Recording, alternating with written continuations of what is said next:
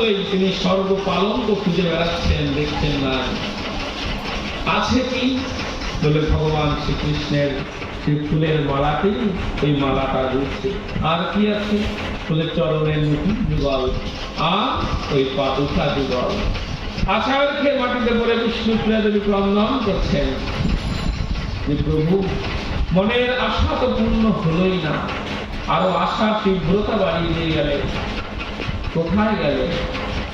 বিষ্ণুপ্রিয়া দেবী কাঁদছেন, সেই কান্নার শব্দ ধ্বনিত হয়ে পৌঁছে গেল মায়ের কানে।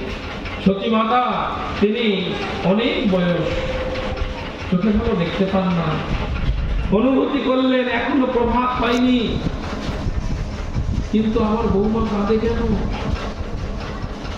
ধীরে ধীরে দ্বার খুলে বেরিয়ে দেখছে সোনার প্রতিমা ধুলায় গড়াগড়ি যায়, ধুলায় গড়াগড়ি যাচ্ছে। তাকে গিয়ে ধরে বলছো, মা কাঁদো কেন? কাঁদো কেন? বলে কাঁদবো না, ওমা আমার যে বড় সর্বনাশ হয়ে গেছে। বলে কি হলো? ধন হারাইলাম,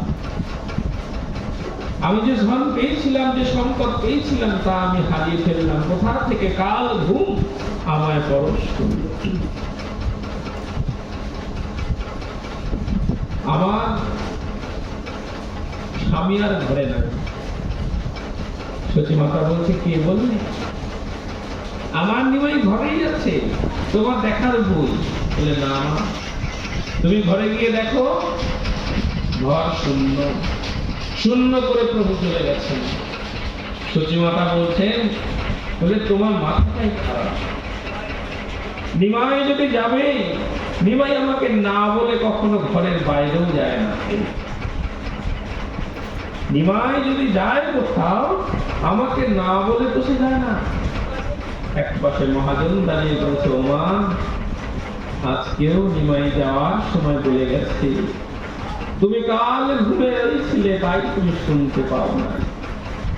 আজকেও বলে গেছে, তবে অন্যদিন বলে মা আসি, তাই আবার আসে। আজকে বলে গেছে মা আমি যাই, বলে আর আসে না।